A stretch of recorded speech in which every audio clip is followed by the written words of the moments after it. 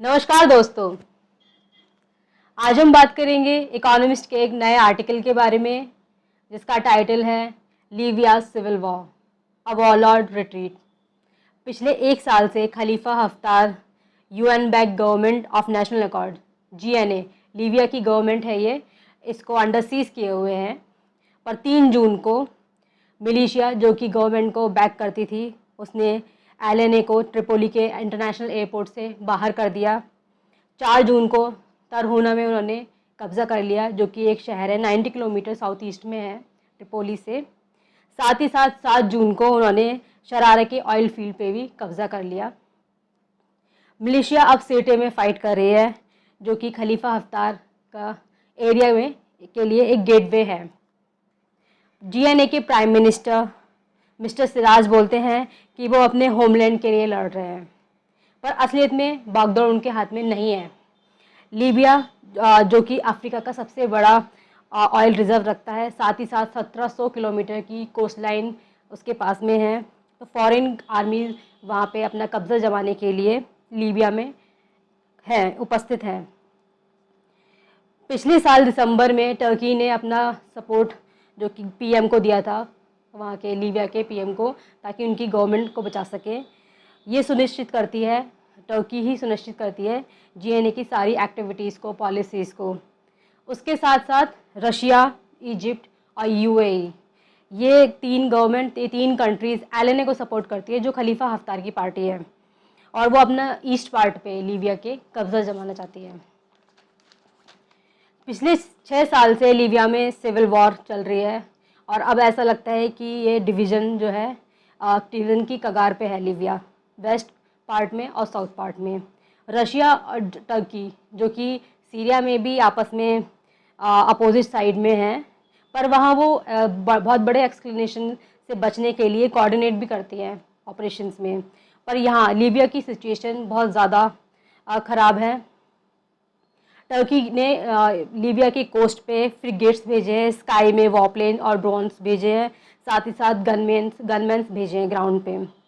Erdogan चाहते हैं कि जीएनए जो कि लीबिया की गवर्नमेंट है, वो सिरटे में ईस्ट में ऑयल फील्ड है, साथ ही साथ जाफरा के एयरबेस पे कब्जा करे, जिससे कि मिस्टर सिराज की जो फाइनेंशियल बूस्ट मिलेगा। और ये साथ ही साथ एक बफर की तरह जनरल हफ्तार का, खलीफा हफ्तार का जो एरिया है ईस्टर्न पार्ट में, उसके अगेंस्ट एक बफर की तरह काम करेगा। रशिया ने भी लास्ट मंथ में अपने 14 वॉरप्लेन जाफरा में भेजे हैं। साथ ही साथ उन्होंने एक वैगनर ग्रुप ने, जो कि एक प्राइवेट कंपनी है, उसने अपने गनमैन्स भेजे हैं लीबिया में, जो कि क्रेमलिन से लिंक करती है।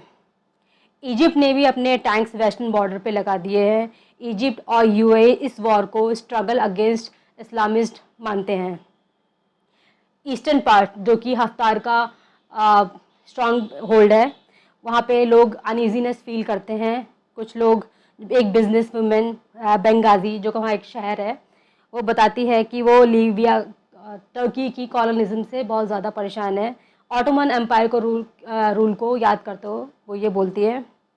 पर लोग जो हैं जनरल हफ्तार के, खलीफा हफ्तार के जो कि जिन्होंने अप्रैल में अपने आप को मिलिट्री रूरल घोषित किया था, उन पे भी डाउट करते हैं, क्योंकि उनके इस मंथ हार की वजह से सैकड़ों लोगों की जाने गई हैं। बड़ी बड़ी ट्राइब्स जो हैं ईस्टर्न पार्ट में, वो जनरल हफ्तार से, खलीफा हफ्तार से अपना डिस्टेंस बनाए हुए हैं और वो जीएनए को सपोर्ट करते हैं। जीएनए गवर्नमेंट लीबिया की इसको सपोर्ट करते हैं। साथ ही साथ खलीफा हफ्तार का फॉरेन सपोर्टर्स में भी कमी आई है। पर अगर वेस्ट पार्ट की बात देखेंगे तो वो भी बहुत ज़्यादा स्टेबल नहीं है। मिस्टर सिराज बोलते हैं कि वो एक civil, democratic and modern state चाहते हैं अपने गवर्नमेंट कंट्री को, पर उनकी जो मिलिशिया है वो ट्राइब्स, सिटीज़ और आइडियोलॉजी में बहुत ज़्यादा डिफ़र करती है। जनरल हफ्तार का थ्रेट था, उसकी वजह से वो एक ग्लू की तरह काम कर रहा था, पर अब लोग डिवीज़न होना शुरू हो गया है। जिहादी बेंगाजी को कब्ज़े में करना चाहते हैं। साथ ही साथ मिसराटा की जो मिलिशिया है वो बहुत ज़्यादा स्ट्रॉन्ग है और वो अपनी जो कब्ज़े वाली ज़मीन है उस पर ऑटोनॉमी स्थापित करना चाहती है। जिंतान के लीडर्स जो अपनी अपनी ऑटोनॉमी, उनकी जो उन्होंने लैंड पे कब्जा किया है, वो अपनी अपनी उसमें ऑटोनॉमी चाहते हैं, उन सब के टर्की के कमांडर से और फॉरेन पावर से कनेक्शंस हैं। मिस्टर सिराज जो कि प्राइम मिनिस्टर हैं, वो अब अंडर सीज नहीं है, पर उनका रूल ट्रिपोली के उनके ऑफिस से बहुत ज़्यादा दूर तक भी नहीं है।